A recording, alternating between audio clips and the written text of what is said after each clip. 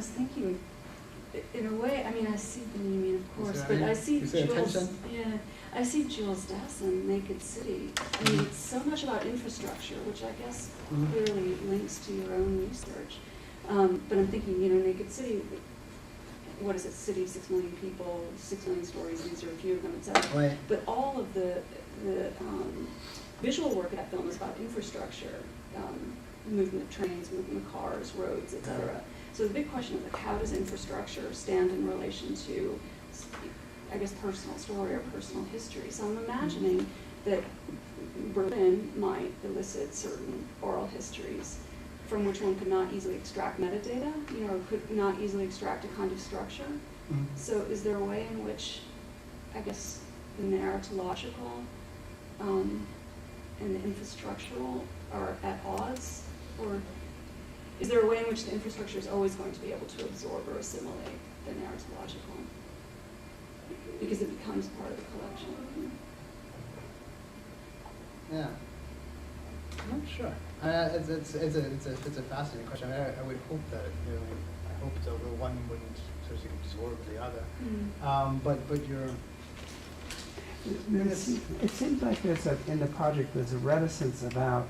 I mean, I think you have too strong a kind of opposition of public and private, of the general official and the private. I mean, that's a familiar melodrama, right? I mean, in the 20th century, in all times, actually. And also it's the way history has often been played off against each other. There's political history and then there's social and cultural history. Right. And often the most interesting things sort of mix and blend and overcome. I mean, lived experiences overcome that, so that the day the Berlin Wall came, people had intense personal experiences of an intensely political event. Right. And the Tehran is clearly that way. So there's a reticence in your project, it seems, about venturing to say what's more important and what's less important. I mean, that's what you're refusing. But I think there might be a cost to that, because then it's harder to get a general picture of what's happening, where you could have, the integral sign in calculus try to account for everybody's experience. Right. Well, and there is a kind of meta way collections are organized that gives you some indication about this. I mean, we do have, at least there are these 4 kind of meta categories, and other people who develop it can add their own. I mean, a featured collection is a vetted collection that has gone through some kind of a peer review process, and the peer review process consists of the collaborators essentially are the 6 faculty members who are behind the project.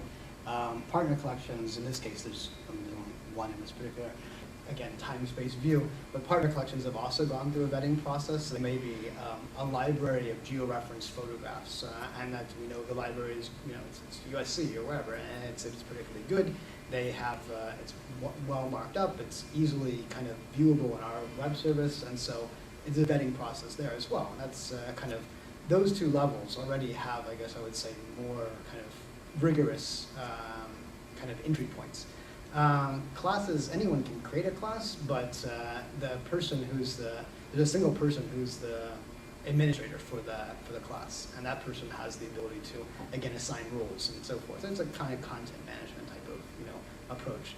But you're right, with regard to public collections, it is anything goes, and that means you get a lot of different things, and you also have a lot of different stuff coexisting, and that's I guess part of the kind of queer, I guess kind of that conundrum of sorts that I've been, and not just me, but I think a lot of open kind of projects that have some kind of open aspect are dealing with. I mean, it's a kind of, in some ways you could say it's a Wikipedia problem, but of course everything there is both versioned as well as monitored by the Wikipedia collective, which is an ever-expanding group of interested parties. Well, one way to gloss that is the anecdote about the federal government and Obama's effort to open the federal government to questioning, and they said when they did the project they didn't think that 60% of the questions would involve UFOs. Right. So, I mean, they thought there'd be something else, So.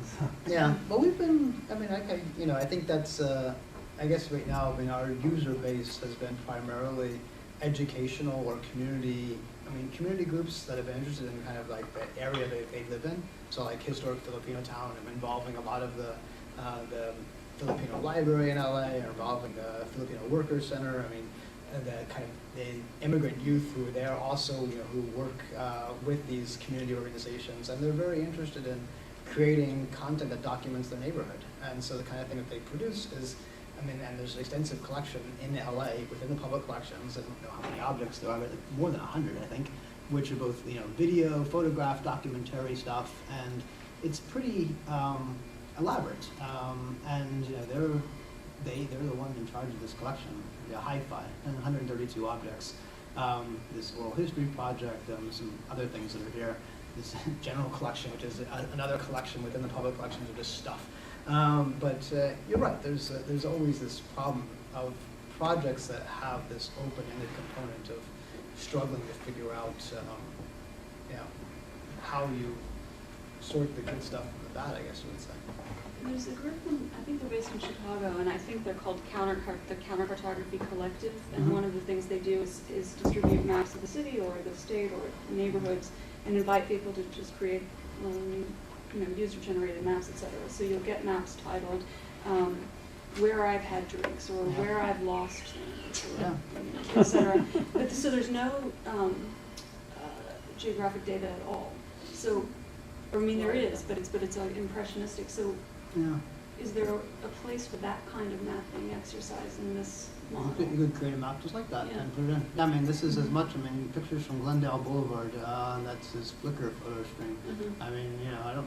There's maybe not a narrative associated with it, but it very well could be, places that I go on my daily journey. That's pretty much what this is. I think there's videos, pictures from Rockwood Street in historic Filipino town. This was created by one of the students in historic Filipino town. I happen to be putting these, there's not a map that I have. No, actually, maybe there is a map that I have these on. I was thinking of maps that... I was thinking of maps that don't have that Cartesian-based map, though. That is, they need to have, okay, then they would need at least to have, but those, places that I got lost and so forth are still, how are they marked up? They're usually sort of impressionistic drawings. So yes, you could overlay that on top of a... Right. Well, maybe the ones in Ollantaytambo might be the closest ones, which are kind of like activity nodes and things that, they don't really refer to, particular spaces, that is to say. They're not like shops and things. They are, I think, somewhat more conceptual maps. I guess the only reference that they need is a center point. Where would you like this map centered? That's all they would really need, I suppose, and you could put a map on. But you would have to, it has to, I think, at least within HyperCities, everything has to have at least a spot, at least one coordinate of time, space. It has to have basically a time and a space mark, something. I say you can give it as much as you want. You can give it 10,000 years, and you can give it, you can say it's a global map. That's fine. It goes everywhere. It's truly totalizing. Or you can say, I want it on this block, and I want it for, only a year. You can decide. But it has to have at least some time space marker to it.